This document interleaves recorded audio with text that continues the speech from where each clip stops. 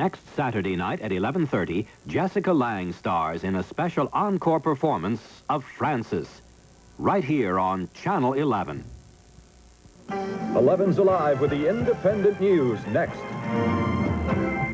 There's a zesty part of you in everything you do, and that's what makes you different from the rest. Even when I toss a salad, I do it with zest.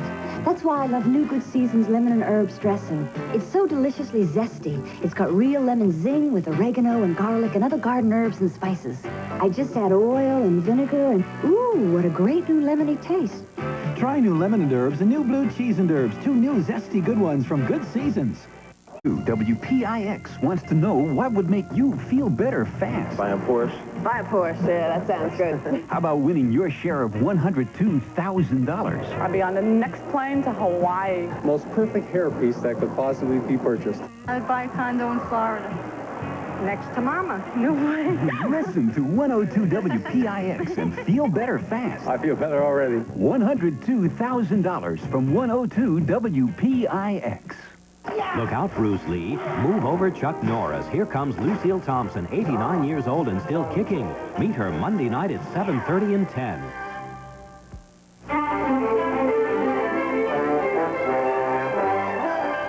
Tonight on the Independent News, a fatal car accident leads to the arrest of a probationary New York City policewoman. Mischievous winds spread deadly brush fires in Florida. The all-black rodeo gallops into Harlem. And in sports, the Preakness Winner's Circle.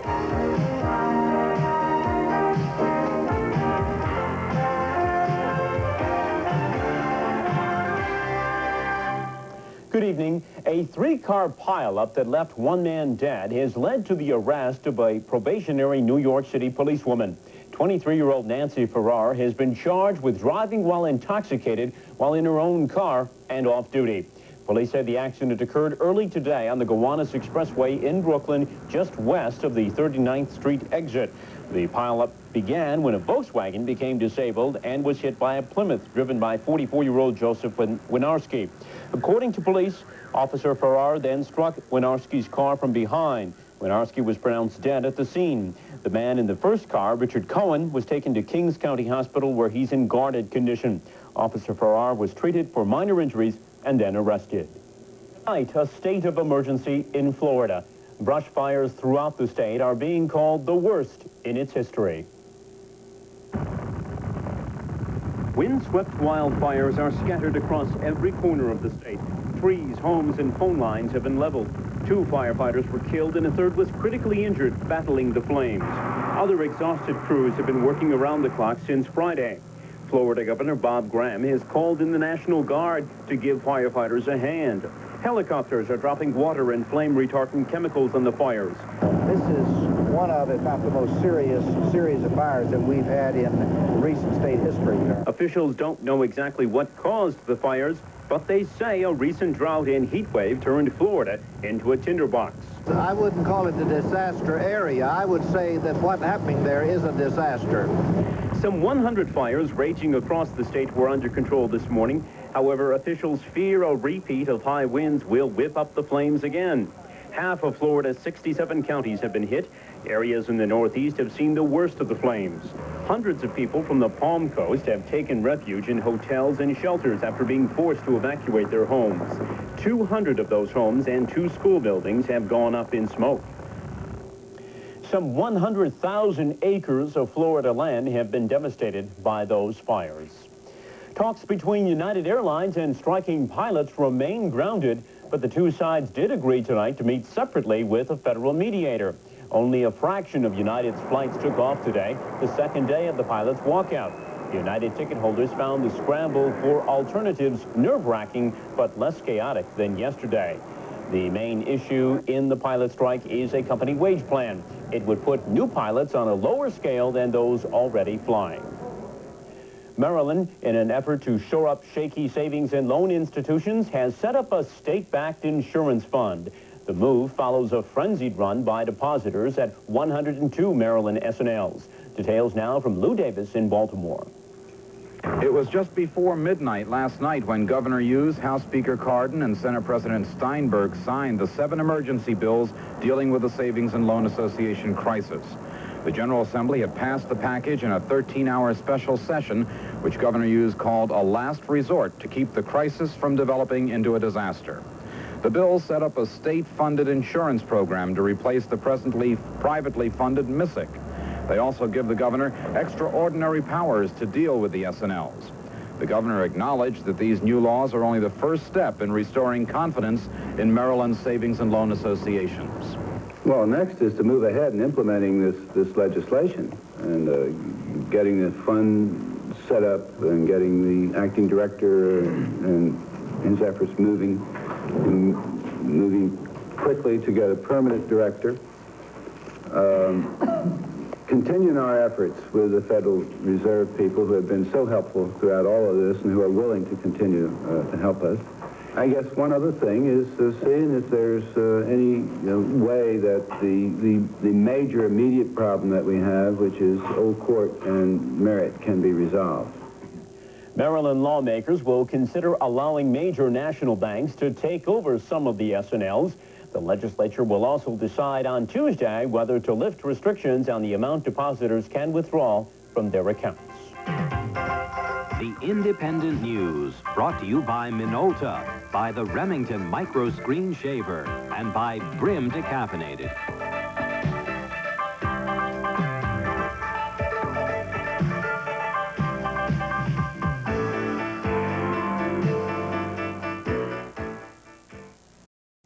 Let's go inside and listen to Phil Rizzuto answering questions about fixed-rate second mortgage loans. That's right. The money store's rate never changes for the life of the loan. Phil, how long does it take to get a loan? Qualified homeowners get instant approval. Can this be a long-term, low-payment loan? Yes, the payments stay the same for the life of the loan, no balloon. If you want more information on first or second mortgages, call the money store toll-free. Dial 1-800-221-9000. The largest Christian militia in Lebanon has officially cut its ties with Israel. The move could be an attempt to clear the way for Syrian military intervention, as well as a bid for peace with Muslim enemies. But peace seems a long way off as fighting and shelling continues along Beirut's divided line. Since the end of April, 114 people have been killed and 582 wounded, most of them civilians. Yesterday, 8 people were hurt when a car packed with 55 pounds of TNT exploded outside a Muslim militia office in West Beirut. Americans have often been the targets of violence in Lebanon. Among those in jeopardy now are the 5 men being held hostage by the terrorist group Islamic Jihad. Here in the United States, their families, frustrated and desperate for action, have turned to Jesse Jackson for help. As Jeff Kamen reports, the administration says it will not stand in Jackson's way. You are looking at a very frustrated Ronald Reagan. He wants very much to free the hostages held by the Islamic Jihad and punish that organization for its murderous bombings of our embassies and Marine headquarters. But our country's intelligence services have been unable to reliably locate the terrorists. It is a measure of his frustration and of the actual inability of the government to act effectively that he made this statement in support of a private citizen's plan to free the hostages. If Jesse Jackson can do anything, that'll be just fine. We are prepared to facilitate such private efforts if requested. However, those persons undertaking such private initiatives do not speak for the U.S. government. When 52 Americans were held hostage in Iran for more than 400 days, senior diplomat Bruce Langan led them through the experience of terror. To secure the freedom of Langan and the other Iran hostages, our country negotiated with the government of Iran through the government of Algeria, never with the terrorists who held our people. In an interview with the Independent News, Langan looked at the current Lebanon hostage dilemma. Terrorism is a continuing experience that's very difficult to deal with, and particularly one like this where American government and non-government employees are involved, and where a situation exists in a country where power is so diffuse, so difficult to determine, so different from Iran. Like the president, former Iran hostage Langan is encouraging Jesse Jackson to do whatever he can. Who should make peace and justice possible in that part of the world. Supporting the Jackson mission may be a political gamble for the Reagan administration, but they don't have much else to go on right now. For the Independent News, Jeff Kamen at the White House. Belgium is the last leg of Pope John Paul's European tour, and it is proving to be the icing on his cake. Birthday cake, that is. The Pope turned 65 today and received a cake shaped like St. Peter's Basilica. He also received cheers from thousands of Belgians who sang happy birthday in 5 languages, including the Pope's native Polish. They sang Wesołego urodziny. It was a welcome change for the Pope, who was jeered earlier in the week. Liberal Catholics in Holland booed the pontiff and in some cases threw rocks at his motorcade. Those crowds opposed the Pope's views against abortion and birth control, views the Pope repeated today. 2 bordering countries, 2 totally opposite reactions to the Pope. Is the Catholic Church really that divided? And if so, why? News analyst David Schonbrun joins us tonight with some thoughts. David. Ed, all human institutions are divided, particularly when they have strong leaders. You know, throughout history, there have been men and women with a sense of mission, righteous, fearless in pursuit of their goals. People like Tom Paine, Joan of Arc, Napoleon, Lincoln, Gandhi, Martin Luther King. Pope John Paul has that kind of charisma, and he has won tens of millions of devoted followers. But he's also made enemies. In his recent trip to Europe, the Pope has been cheered and jeered. He angered pacifists and those who say, "Thou shalt not kill," when he reconfirmed his doctrine of a just war.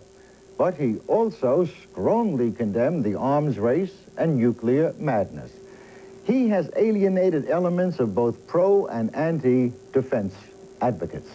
Critics applaud his anti-communism, but they also charge that he's less zealous in opposing right-wing regimes. The Pope ordered priests to get out of politics, and he forced Father Drinan in this country to resign his seat in Congress. But he encourages church opposition to the repressive regime in his native Poland. The Pope makes conservatives furious when he goes into his passionate calls for social justice for the poor. But he also angers liberals in his doctrine of opposing reforms on divorce, abortion, birth control, and other social issues.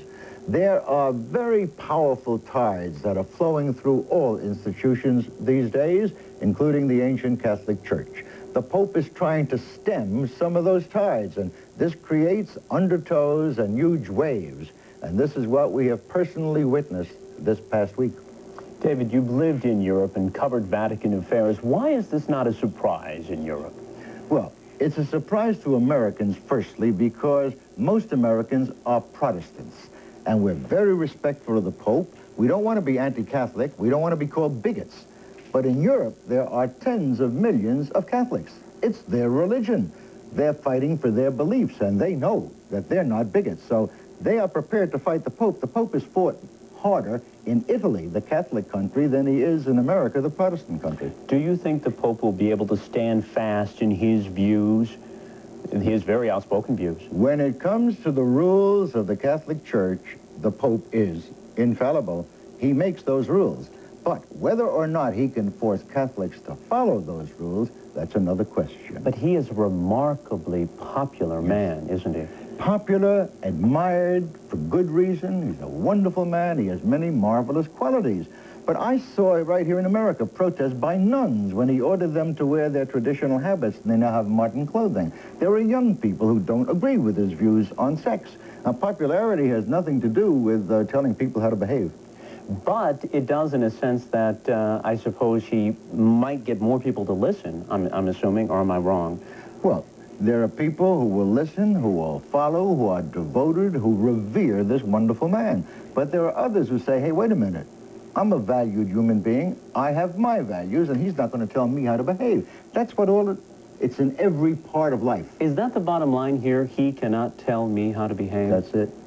And American Catholics will not... A lot of Catholics will say, yes, sir, and a lot, no. Very good. Thank you, David.